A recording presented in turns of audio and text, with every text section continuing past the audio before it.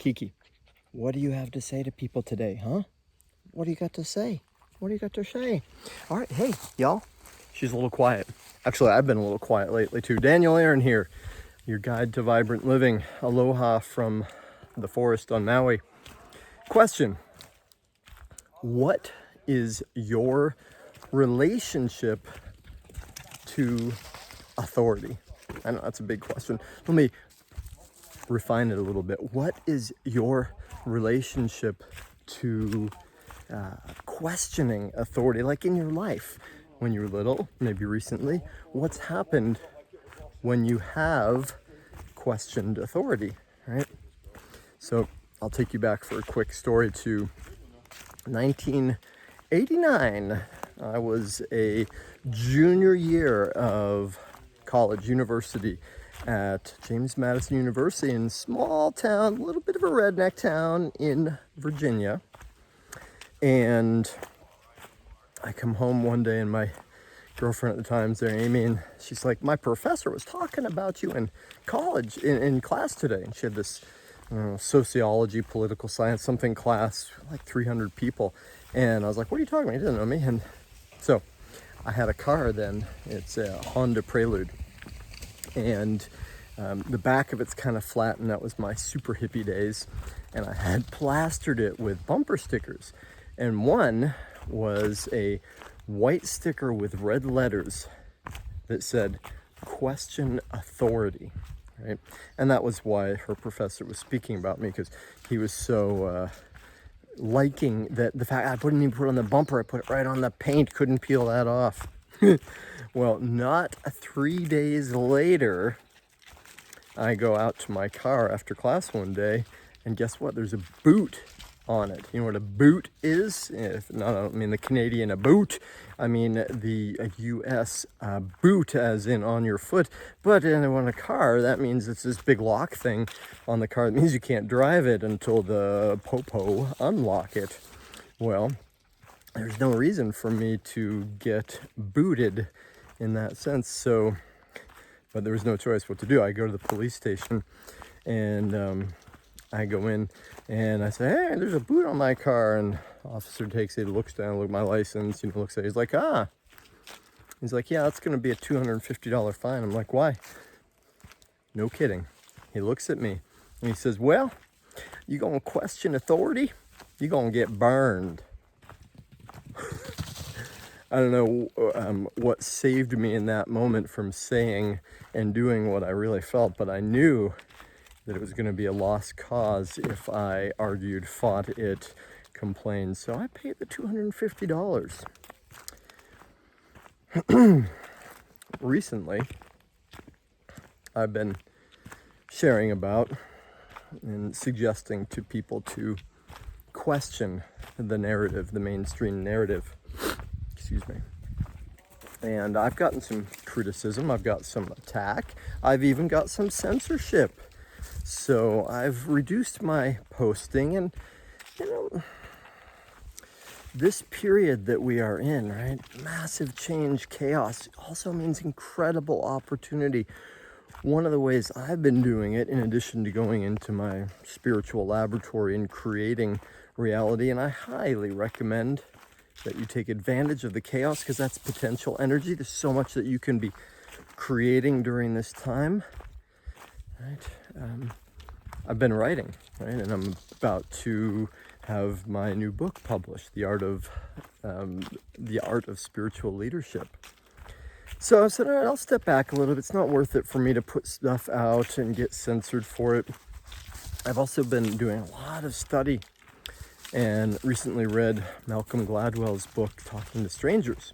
If you haven't read it, I highly recommend it, along with Brene Brown's Braving the Wilderness. Really helpful tools for helping us to exist in this so strongly, highly divisive world that we live in right now.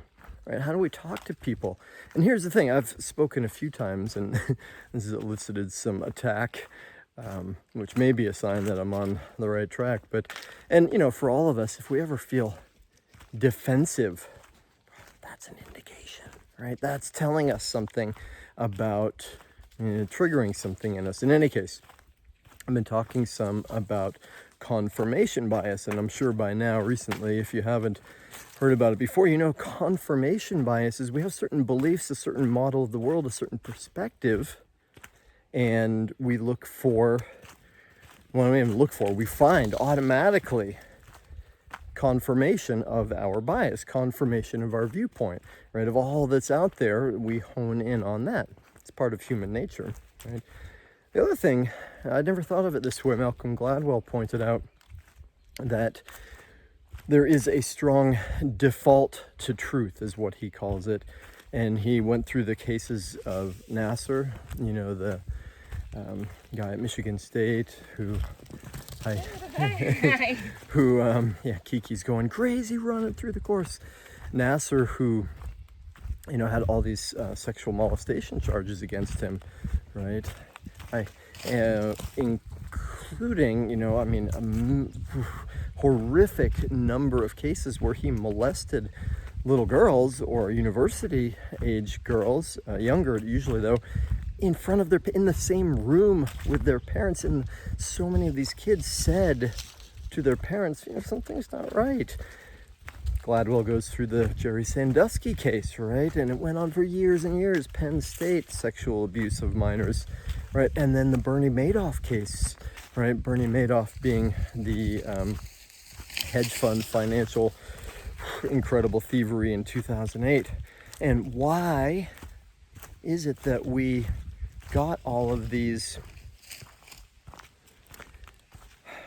treacherous, horrific situations happen, and so many people said, wait a minute, something's not right, but we tended to ignore it because it's challenging for any of us to doubt the truth of things. Like when you pay for your food at the cashier, right? You know, you could add up every single item and make sure you're getting the right price and all of that, but we tend not to do that because it's so much work, and we need to trust each other, right? So questioning authority right now is not just something that's valuable for you, for us. It's important.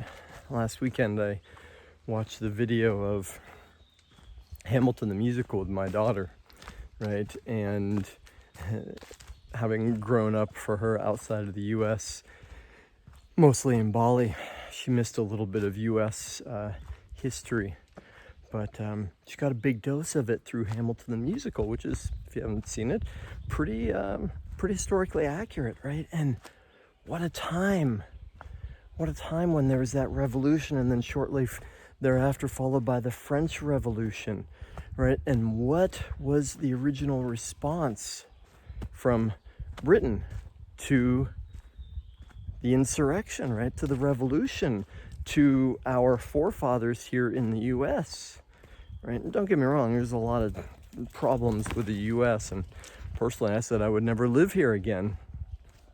But hey, something called me back, right? Well, what was the response to the revolution? Well, right, those were conspiracy theorists at the time. Those were people who were causing problems, and they were threatened to be squashed, right? But we live in an amazing time, y'all, right now, where with the internet and the ability for independent thinkers, journalists, content producers to put information out, it's easier than ever to question authority, and to do it in really effective ways. So I'm not going to say much that goes against YouTube or Facebook's parameters in this video, because it'll just get taken down like that again. I will suggest to you, though, some of my favorites, one of them being The Dollar Vigilante. If you haven't seen his material, I highly recommend it. You have to do a search for it to see where it's up for you still. The Amazing Polly, all right? Robert Kennedy Jr., RFK Jr., and what he's putting out about the vaccination agenda and legalities. If you haven't yet tuned into Brian Rose and London Real, Wow, really powerful stuff he's putting out, right? It's an incredible time, y'all. This chaos, right? The breakdown of our old world. It's opportunity, and here we are 2 days before a new moon. And my invitation, my suggestion to you is believe nothing, entertain possibilities. Believe nothing, entertain possibilities. Not only is it important to question authority, because we can't farm out, we can't abdicate our own authority when it comes to our health, to spirituality, to our money. Nothing, none of those things that matter. There's only one that can be responsible, and we have to keep questioning what others tell us, especially when there are motives that are not necessarily for our highest good. And that kind of responsibility, and of course, part of why I'm here in the forest is because we all have truth inside us. It's always available to us. If we can weed through some of what's out there, and there's a lot of mainstream media with agenda. All right, a really long video here, 11 minutes. I'm going to stop it there. Thanks for tuning in, y'all. I hope you are having a great time with this and creating an amazing reality. Aloha.